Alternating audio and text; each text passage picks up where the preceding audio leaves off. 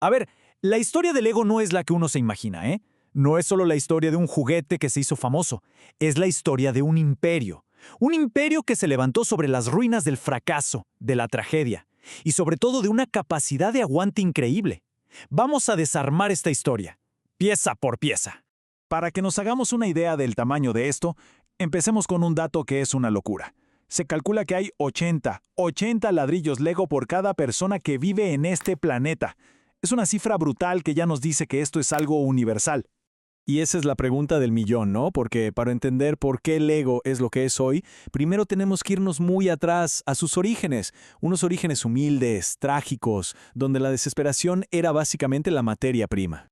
Bueno, nuestra historia arranca en Dinamarca por allá en 1932. Imaginan el panorama, plena Gran Depresión, y ahí conocemos a nuestro protagonista Ole Kirk Christiansen, un carpintero que estaba literalmente a punto de quedarse sin nada. Y ojo, que esto no fue una movida de negocios visionaria ni nada por el estilo. No. Esto fue un acto de pura supervivencia. Con los pedazos de madera que le sobraron de su taller quebrado, Ole se puso a tallar patitos, camioncitos, lo que fuera que pudiera vender para darle de comer a su familia. Fue hasta 1934 que le puso un nombre a su pequeño emprendimiento, Lego, que viene de dos palabras en danés, leg godt, que se traducen como jugar bien. Un lema sencillísimo que, sin saberlo, se convertiría en el corazón de toda la compañía. Pero cuando parecía que ya nada más malo podía pasar, pues pasó. Un incendio lo destruyó todo. Su taller de madera quedó hecho cenizas. Para cualquiera ese habría sido el fin. Pero para Ole fue como una señal. Era el momento de dejar atrás el pasado y apostarlo todo al material del futuro, el plástico, y una nueva y extraña máquina de moldeo por inyección. Y con eso damos un salto a 1949. Lego saca sus primeros ladrillos de plástico. Se llamaban ladrillos de unión automática. La idea sonaba genial, pero la ejecución, tenía un problema gravísimo que casi acaba con todo el invento.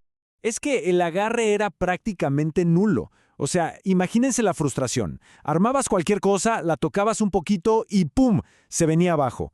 Era un juguete que prometía creatividad, pero que literalmente no se sostenía. Y aquí es donde entra Gottfred, el hijo de Ole. Él vio algo más que simples bloques de plástico. Vio lo que llamó un sistema de juego, una idea que era revolucionaria. Crear un sistema donde cada pieza, sin importar si la compraste ayer o hace 20 años, pudiera encajar con cualquier otra. Pero claro, para eso tenían que arreglar el problemita del agarre. Y la solución que patentaron en 1958 es de una simpleza brillante. ¿Qué hicieron? Le añadieron unos tubitos por dentro al ladrillo. Estos cilindros hacían la presión justa contra los postes de arriba, creando lo que ellos llamaron el clutch power, o poder de agarre. Era el balance perfecto, lo suficientemente fuerte para que no se cayera nada, pero lo suficientemente suave para que un niño pudiera desarmarlo sin problemas. Y esto de verdad es lo más alucinante de ese diseño. La precisión fue tan, pero tan perfecta que un ladrillo de hace más de 60 años encaja como si nada con uno que te compres hoy en la tienda. El sistema era perfecto. Y lo sigue siendo. Bien, con el ladrillo ya perfeccionado, la base estaba lista. Lego dejó de ser solo un juguete para armar cositas y se transformó en una verdadera plataforma para la imaginación. Ahora sí, la empresa estaba lista para construir no solo objetos, sino mundos enteros. Con el ladrillo perfecto, la creatividad se disparó. Para 1978 llegaron las famosísimas minifiguras, que le dieron vida a todo. Y en los 80, los sets temáticos lo cambiaron por completo.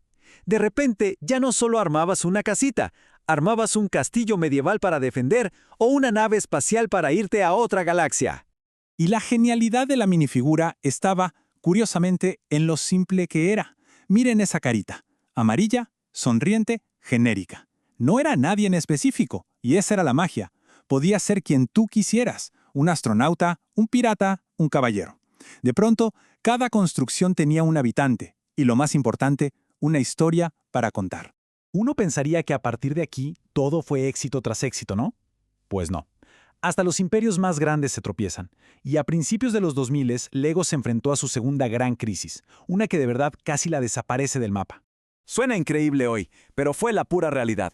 La compañía se había metido en demasiadas cosas, había perdido el rumbo, se había olvidado de lo que la hacía especial. Estaba al borde, pero al borde de la quiebra.